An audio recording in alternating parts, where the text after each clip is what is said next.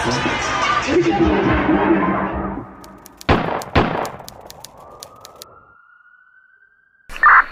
it's 5238. I need an ambulance right now.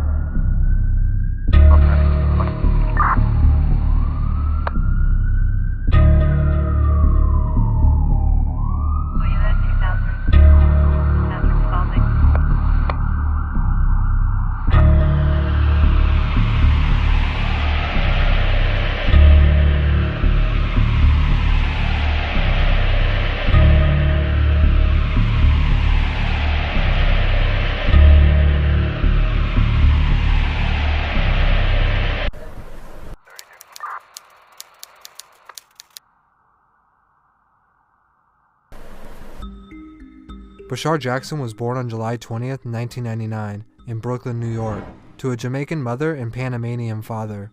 He gained a taste for music early on as his mother sang in the choir and his father played conga drums. He stated where he's from, there's only 3 options of making it out: become a rapper, a ball player, or a drug dealer.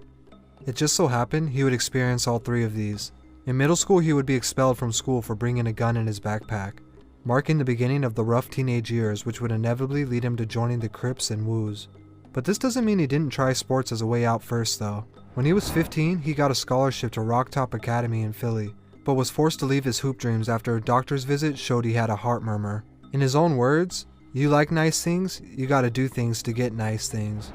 He would return to the streets once again where he had his first taste of the finer things in life. By the age of 16, he had made enough money to buy himself a 5 Series BMW.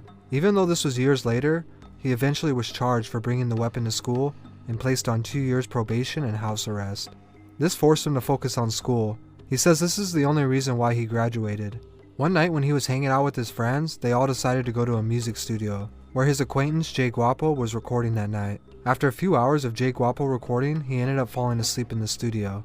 With the studio time already being paid, he decided to hop on the microphone. Having never rapped seriously before, he went to YouTube and pulled up beats. He recorded Money, Power, Respect that night, and the very next day everyone on his block was showing love to his song. He knew then he might have a chance of making it out of the streets. With his whole hood behind him, he knew he needed to drop some more music. He went back to YouTube wanting more beats from the same person.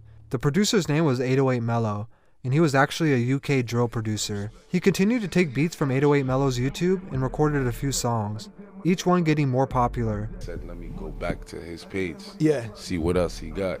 And I just kept going to his page, He decided to go with the name Pop Smoke. His grandma would call him Papa when he was little, but his friends would shorten that to just Pop, and the smoke part was part of his street name. After dropping his single Meet the Woo, it would get 100,000 views its first day. This changed everything. His music would catch the attention of a producer named Rico Beats. Rico Beats was good friends with Steven Victor, who had just launched his own label, Victor Victor Worldwide, and was looking for new artists to sign.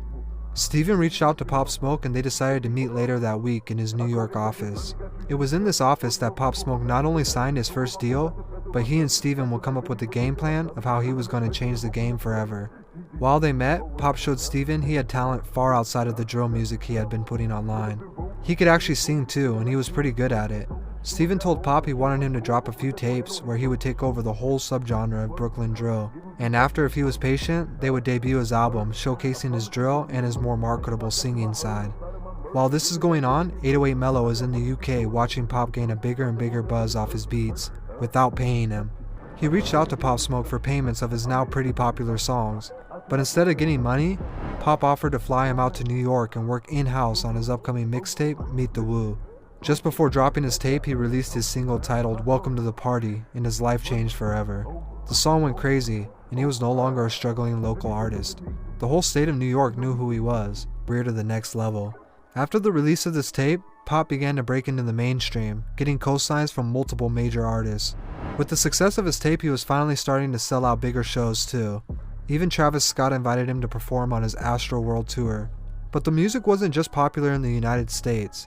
Because 808 Mellow and Pop Smoke's music bridged the gap between UK drill and New York, even people overseas were catching wind of the music and wanted to hear more after the UK rapper Skepta remixed Welcome to the Party.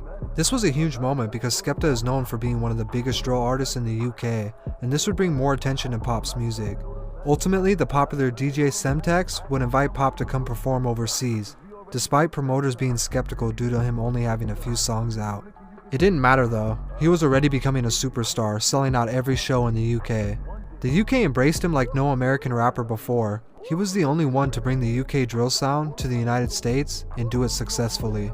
After returning home and enjoying the rest of his 2019, he went on a promo run, hyping up his coming tape, Meet the Woo 2. In January, he attended a Louis Vuitton fashion show in Paris, but on his trip back to New York, the FBI was waiting for him and arrested him. He was held for allegedly stealing a Rolls-Royce Wraith valued at $375,000 from a home in Los Angeles. He was later released on $250,000 bond, but prohibited from traveling outside the United States without permission. This led to 50 Cent, who had been watching Pop from a distance, to call a meeting with Pop and Steven. 50 led the meeting by warning him he didn't need to be doing these things anymore.